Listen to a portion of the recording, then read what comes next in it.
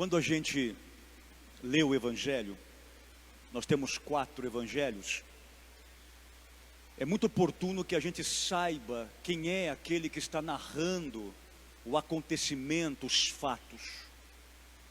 Quando eu leio Marcos, eu tenho uma cabeça, uma cristologia. Quando eu leio João, uma outra, assim como Mateus. Mas aqui, eu tenho Lucas. Lucas era médico, formado em medicina naquela época. Nós descobrimos em Atos dos Apóstolos a profissão do escritor, tanto deste Evangelho quanto de Atos dos Apóstolos. Os 2 livros são atribuídos historicamente, catequeticamente a Lucas. Dentro do Evangelho de Lucas, aparecem 2 palavras gregas. Isso aparece o tempo todo, dá um banho em Mateus, em João, em Marcos, que é terapeuem e iumai. Terapeuem significa o terapeuta, aquele que serve através da terapia, que é o gesto de cuidar do outro. Iumai significa cura, restabelecimento da saúde, da vitalidade. Lucas, por ser médico, ele vai narrar tudo aquilo que ele ouviu sobre Jesus no seu Evangelho, justamente usando uma linguagem tanto terapêutica, quanto médica, quanto medicinal da sua época. Lucas tem um olhar clínico sobre as ações, sobre os gestos de Jesus, que nós não encontramos nem em Mateus, nem em João e nem em Marcos. E eu estou dizendo isso tudo por quê? Porque é um perigo ler a Bíblia sem contexto. A Bíblia não é horóscopo. A Bíblia não é livro da sorte. A Bíblia tem texto, contexto, pretexto. Essa é a tríade hermenêutica, exegética, para se conhecer a Sagrada Escritura, sobretudo os Evangelhos.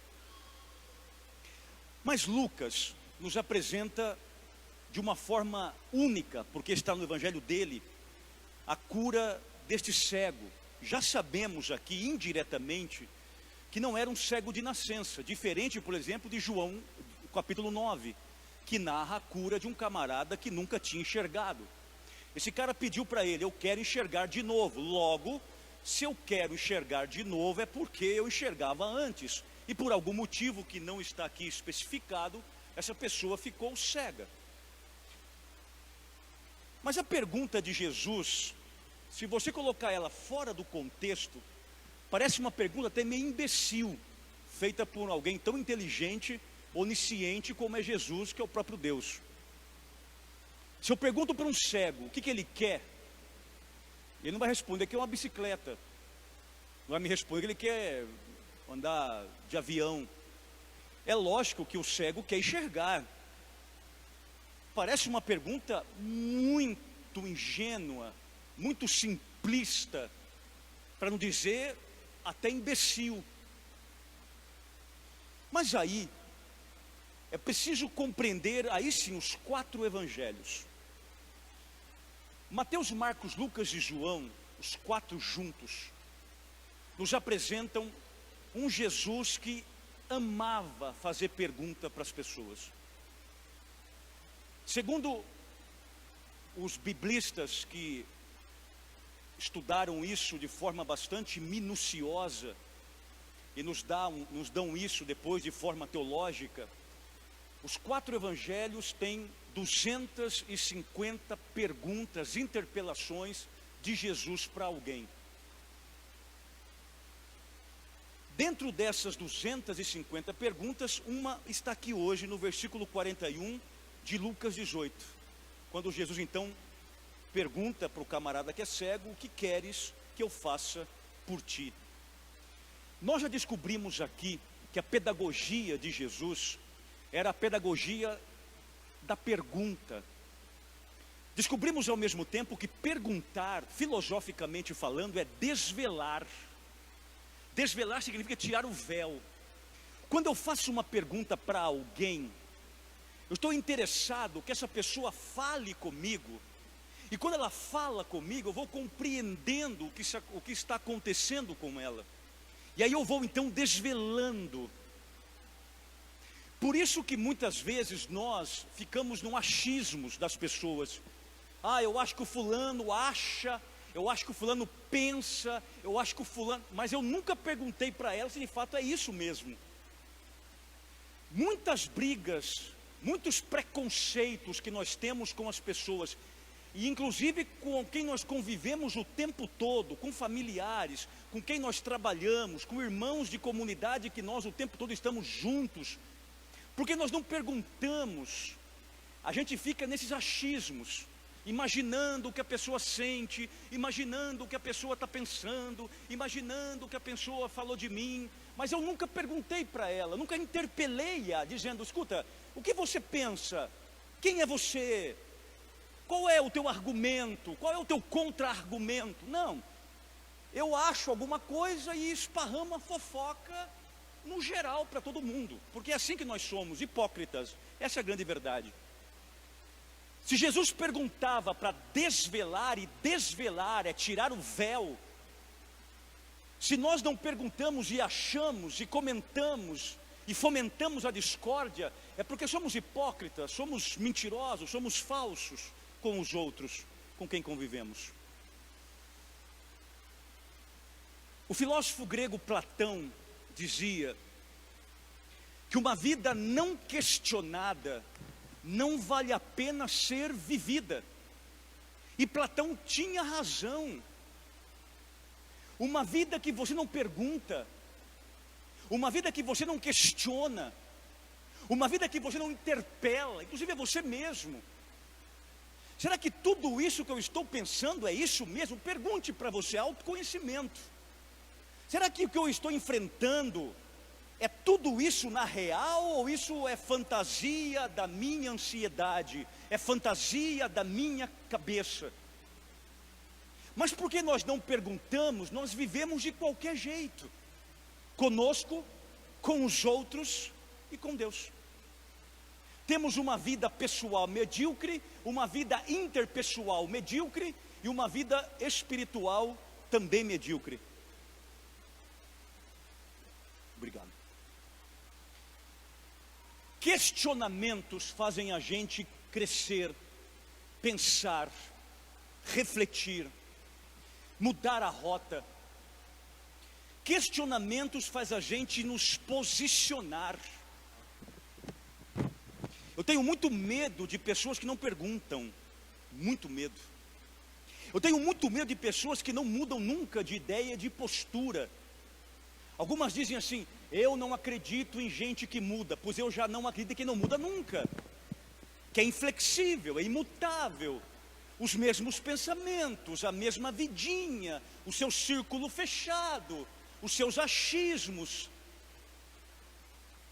Um Jesus que em 4 evangelhos faz 250 perguntas, é para a gente pensar aí uma outra reflexão que fazia o filósofo Exupéry, Antoine de Saint-Exupéry, quando pensava ele, perguntar é mergulhar no abismo. Quando eu pergunto e o outro responde, eu saio do monólogo e entro no diálogo, e é no diálogo que eu permito que o outro me conheça, e ao mesmo tempo eu posso conhecer o outro com quem eu convivo. Por isso que a oração é um diálogo. Na oração eu não só falo com Deus, eu também escuto a Deus. E aí, minha gente, é fundamental porque a pergunta é: o que queres que eu faça por ti? Esse é um primeiro momento. Mas há um segundo, e que você precisa saber disso. Muitas pessoas se escondem atrás da doença que elas possuem. Tem muita gente que quando se pergunta sobre a doença, ela responde longínquamente do que foi perguntado enquanto a doença em si. A psicologia, a terapia, nos ajuda a pensar isso o tempo todo. Muita gente carente, mas muita gente mesmo, elas se escondem atrás da doença para manter você preso a ela de alguma forma. Algumas pessoas não querem se libertar. Por isso a pergunta de Jesus é capciosa. O que você quer que eu faça por ti? Parece uma pergunta imbecil, mas não é. Do ponto de vista psíquico, ela é profunda. Se você for um psicólogo, ele vai te perguntar: o que te trouxe aqui? Quais são os problemas? Porque ele não sabe quais são os problemas. Ele vai te ajudar a detectar ao longo da terapia, ao longo do contexto clínico. É a mesma coisa aqui. Às vezes a nossa doença chama-se carência, manipulação, prender o outro, algemar o outro em si mesmo, por medo de perder. Então a pessoa coloca o outro no seu claustro. E aí quando a pessoa quer abrir a gaiola para a liberdade, para voar, eu vou morrer. Se você for embora, eu vou morrer. Pronto, está preso de novo. Escute, aqui dentro dessa igreja tem muita gente assim. Dentro da tua casa tem muita gente assim. Na sociedade como um todo tem muita gente assim. Pessoas que, quando se faz a pergunta exata, o que você quer que eu faça por ti? A resposta foi clara: eu quero ver de novo. Ótimo, é o que você quer? É o que eu quero, então eu vou te curar.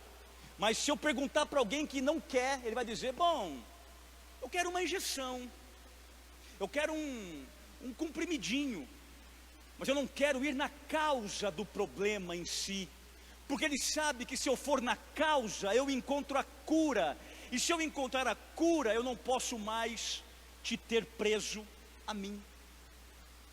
Carência.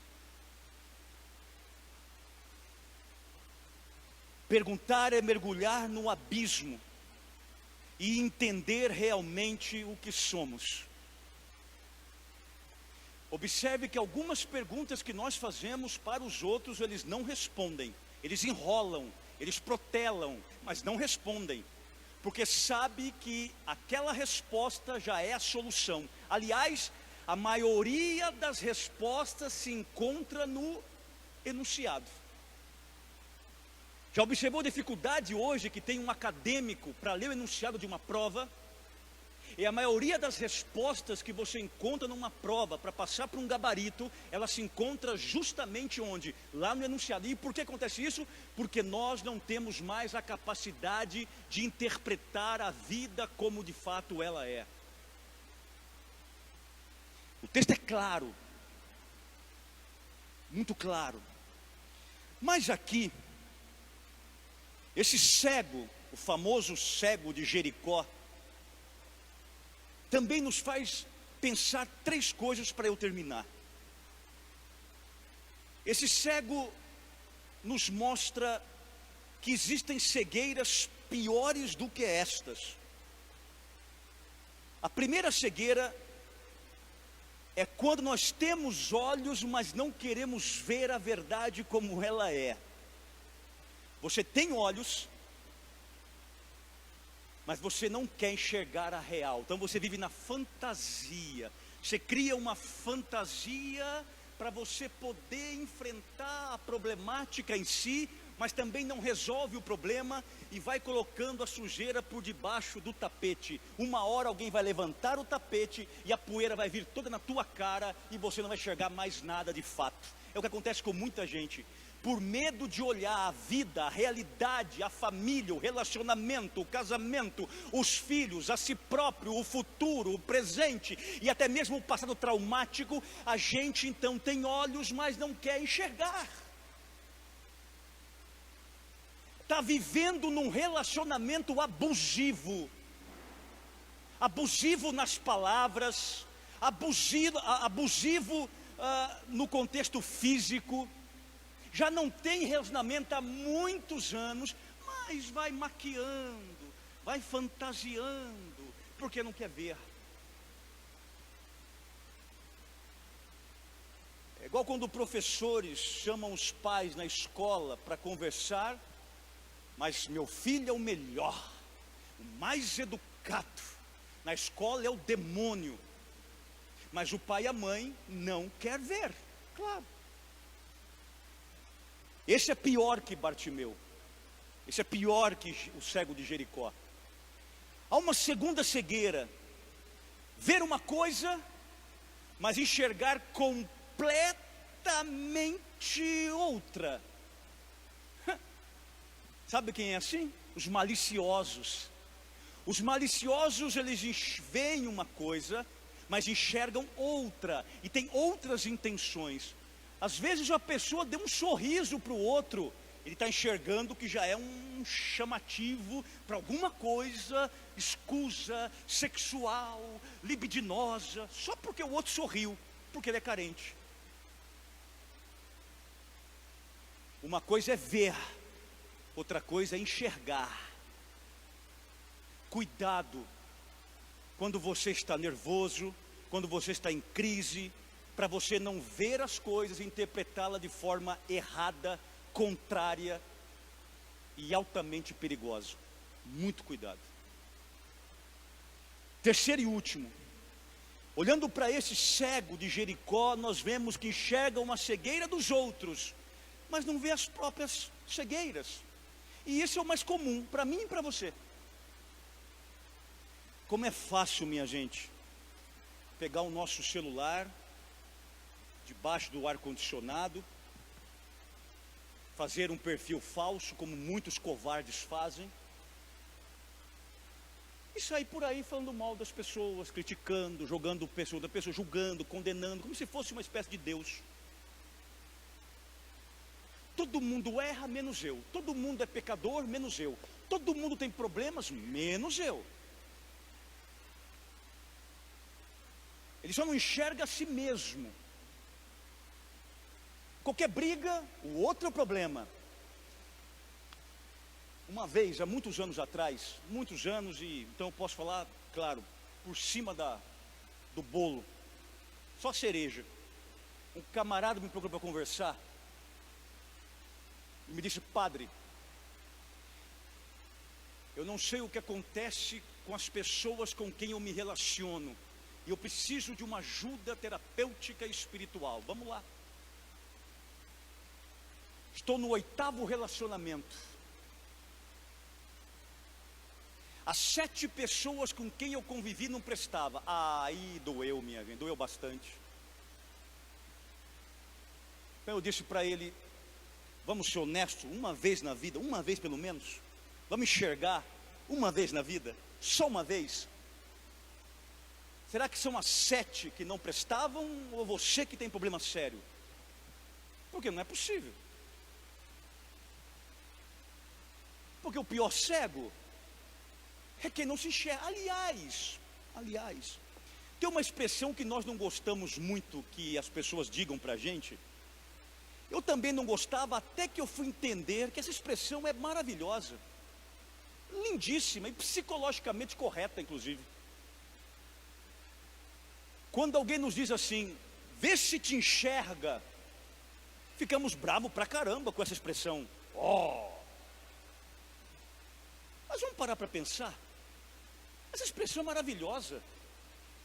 Quando alguém nos manda nos enxergar, é sinal que ela está vendo alguma coisa que nós estamos cegos para nós mesmos.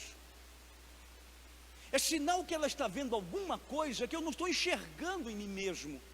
Quando alguém te mandar te enxergar, para e pensa: isso aqui não é uma depreciação, isso aqui é uma ajuda. O que será que o outro está vendo em mim, que eu estou cego para mim mesmo? Por isso, minha gente, eu não consigo ler a Bíblia sem pensar na vida. Eu não consigo. Sem pensar em mim. Sem pensar no ser humano.